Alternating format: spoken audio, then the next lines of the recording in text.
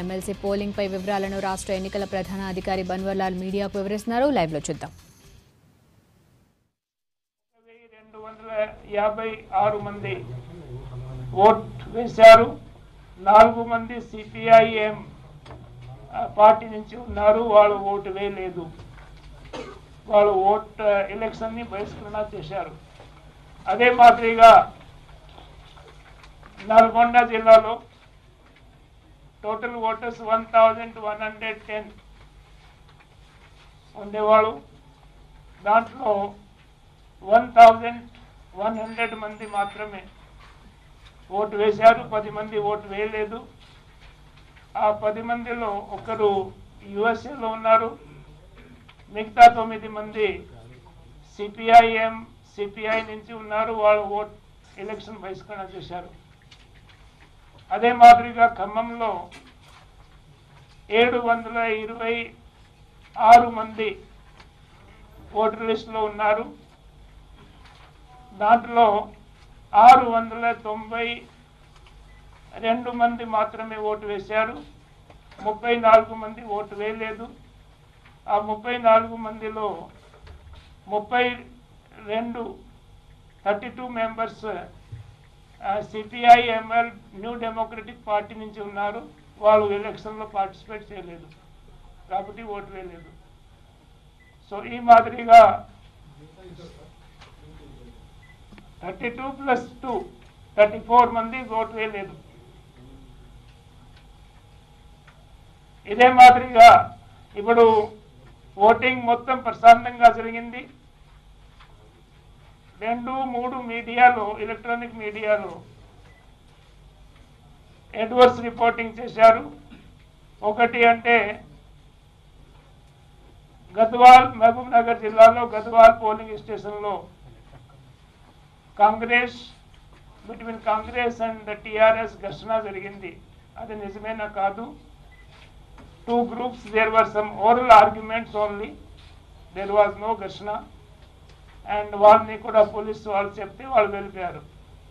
అదే మాదిరిగా ఒక పోలింగ్ స్టేషన్ నేను భోంగీర్లో Komatireddy Rajagopal Reddy contesting candidate from Congress 200 మందితో అన్ఆథరైజ్డ్గా వచ్చారు. అది కూడా నిజమేనా కాదు.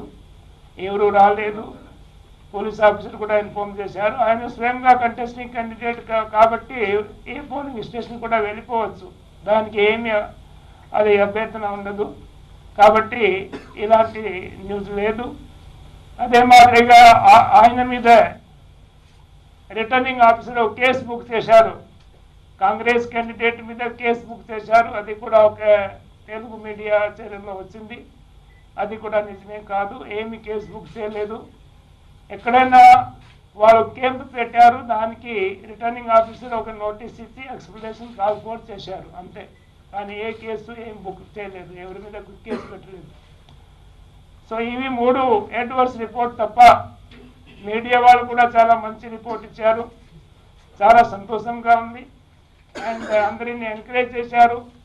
కాబట్టి 99% ఆల్మోస్ట్ 100% పోలింగ్ ప్రశాంతంగా జరిగింది.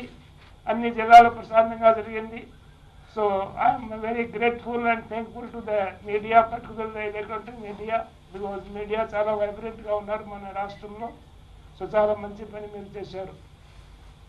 ఇప్పుడు ఈ స్ట్రాంగ్ రూమ్లో ఒక సెంట్రల్ పారామిలిటరీ ఫోర్సెస్ ఒక కంపెనీ పెట్టడం జరిగింది. వారు పూర్తిగా దాని మీద నిఘా వేస్తారు, నిగరాన్ని చేస్తారు. Up to the date of counting 30th ప్రొద్దున 8 గంటలకి కౌంటింగ్ స్టార్ట్ అవుతుంది. ఇది కాకుండా కంటెస్టింగ్ క్యాండిడేట్స్ కూడా కావాలంటే వాళ్ళ రిప్రజెంటేటివ్ని స్ట్రాంగ్ రూమ్ దగ్గర పెట్టుకోవచ్చు. ఏమి మాకు అభ్యంతరం లేదు. వాళ్ళకి అన్ని సౌకర్యాలు కూడా మేము ఏర్పాటు చేసాము. ఇవి కాకుండా మీకు ఈ ప్రెస్ నోట్లో అడ్రసేజ్ ఇచ్చాము. సో ఎవరైనా ఇంటర్నెట్లో చూడాలంటే ఆ స్ట్రాంగ్ రూమ్ చుట్టూ కెమెరాలు ఉన్నాయి. సో ఆ కెమెరా ఇంటర్నెట్లో కూడా మీరు చూసుకోవచ్చు. ఈ స్ట్రాంగ్ రూమ్ మొత్తం చుట్టూ 4 సైడ్ కెమెరాలు ఉన్నాయి. కాబట్టి దీన్ని ఇంటర్నెట్ ద్వారా కూడా చూసి మీకు తెలిసిపోతుంది స్ట్రాంగ్ రూమ్ సరిగానే ఉన్నాయా, ఏదైనా ప్రాబ్లం ఉందా. So anybody can see through the internet. We have given the addresses. Rangareddy ఇప్పుడు వాళ్ళు టెస్టింగ్ చేస్తున్నారు. So within half an hour is finalise that also. So as soon as the strong room is closed, ఎందుకంటే ఇప్పుడు cold ballot boxes రావాలి. ఆ ballot boxes వచ్చిన తర్వాత in the persons of contesting candidates ఆ స్ట్రాంగ్ రూమ్ని క్లోజ్ చేయడం జరుగుతుంది. Close అయిన తర్వాత ఈ కెమెరాస్ ఆన్ చేయడం జరుగుతుంది. అప్పుడు ఎవరన్నా దీన్ని చూసుకోవచ్చు. So this is the arrangement we have made for the safety of the strong rooms. ఇది కాకుండా ఇప్పుడు 30th కౌంటింగ్ జరుగుతుంది. ప్రొద్దున 8 గంటల నుంచి స్టార్ట్ అవుతుంది. సో ఆ కౌంటింగ్లో కంటెస్టింగ్ క్యాండిడేట్స్ మరియు వారి ఎలక్షన్ ఏజెంట్స్ మరియు కౌంటింగ్ ఏజెంట్స్ వారిని అలౌ చేస్తాము. కానీ అక్కడ కూడా వాళ్ళ మొబైల్ ఫోన్తో రాకూడదు. అది మీ ద్వారా నేను వాళ్ళకి అప్పీల్ చేస్తున్నాను. ఈ రోజు రాగా ఆ రోజు కూడా మంచి ప్రశాంతమైన వాతావరణం మెయింటైన్ చేస్తే ఎంత త్వరగా వీలైతే ఎంత త్వరగా కౌంటింగ్ బహుశా 12 లేకపోతే 1 గంట వరకు రిజల్ట్ డిక్లేర్ చేసేస్తారు. And we'll brief the media also on the counting on that day. So you can come around 2 o'clock. We will give the complete picture of how many votes are polled and how many votes are secured by each contesting candidate and who is the winner. So ఇవి మొత్తం information మీరు collect చేసుకోండి. Counting hall addresses కూడా ఇక్కడ ఉన్నాయి పూర్తిగా, అది కూడా మీరు కలెక్ట్ చేసుకోండి. So with this I close the press conference. మీకు ఏదైనా సమాచారం కావాలంటే అడగండి. So thank you. ఈ స్ట్రాంగ్ రూమ్ ప్రతి జిల్లాకి ఒక్కొక్క స్ట్రాంగ్ రూమ్ ఉంది. నేను చెప్తాను అడ్రస్ కూడా. Mahbubnagar doctor BR Ambedkar Kalabhavan Mahbubnagar. Nalgonda meeting hall district water side management authority office Nalgonda. Khammam doctor Ambedkar community hall Khammam. Rangareddy is the office of the special grade deputy collector and RDO Attapur Rajendra Nagar Rangareddy district. So ఈ 4 చోట్ల ఈ strong room పెట్టడం జరిగింది. And ముఖ్యంగా మీ ద్వారా నేను contesting క్యాండిడేట్స్కి request చేస్తున్నాను, వాళ్ళు కూడా వాళ్ళ రిప్రజెంటేటివ్స్ని అక్కడ పెడితే బాగుంటుంది. ఓకే.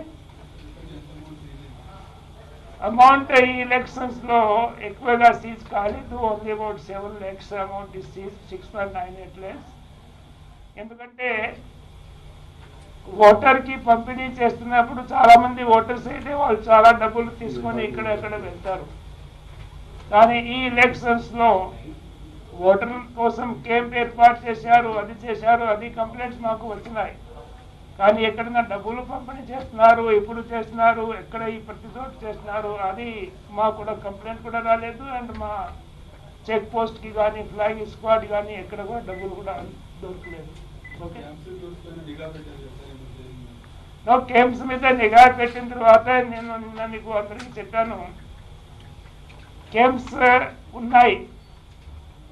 ఉదాహరణగా ఒక ఎగ్జాంపుల్ నేను ఖమ్మం డిస్ట్రిక్ట్కి ఇచ్చాను. నిన్న కాంగ్రెస్ పార్టీ వాళ్ళు, తెలుగుదేశం పార్టీ వాళ్ళు బాపట్ల, చీరాల ఆ ప్రాంతంలో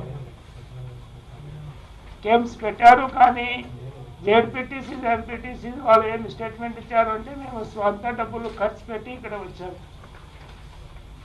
అది వాళ్ళు చెప్తున్నారు, స్టేట్మెంట్ కూడా ఇస్తున్నారు.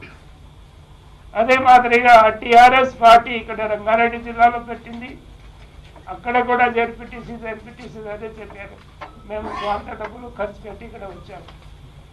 సిపిఐ, సిపిఎం అక్కడ ఖమ్మం జిల్లాలోనే ఒక ఊర్లో పెట్టారు. సో వాళ్ళు కూడా అదే చెప్తున్నారు, మేమే ఖర్చు భరిస్తున్నాం. సో అలాంటివి ఉన్నప్పుడు ఆ గేమ్స్లో ఏమి చేయడానికి మాకు అవకాశం ఉండదు. ఎందుకంటే ఎవరైనా ఈ దేశంలో ఎక్కడ వెళ్ళాలంటే, ఉండాలంటే వారికి స్వతంత్రత ఉంటుంది కాబట్టి వాళ్ళు ఉండొచ్చు. ఓకే. అది మన అక్కడే ఇచ్చారు, ఎలక్షన్ కమిషన్ ఆఫ్ ఇండియాకి రిప్లై ఇచ్చారు. సో వాళ్ళ మినిస్ట్రీకి వాళ్ళు రిప్లై ఆర్డర్ కూడా ఇచ్చేసారు కదా, దట్ ఇలాంటి రాబోయే కాలంలో జరగకూడదు. అండ్ బహుశా సీఎం దాని మీద ఇద్దరు యాక్షన్ తీసుకోలేదా లేకపోతే డ్రాప్ చేశారా అది నాకు తెలియదు.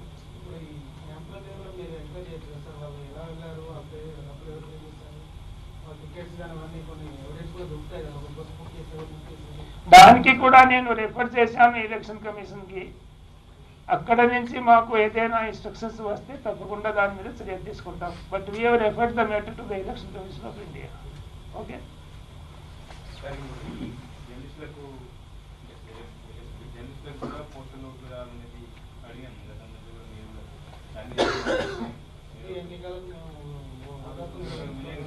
ఇలాగా అడిగితే మన డెమోక్రసీలో పని జరగదు. కొద్దిగా ఎక్కువగా స్ట్రగల్ చేయాలి.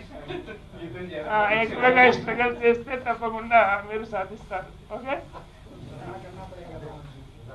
Okay, thank you very much. So 30 తేదీకి మీరు 2 గంటలకి రండి, పూర్తిగా అన్ని వివరాలు మీకు ఇస్తాను. Thank you.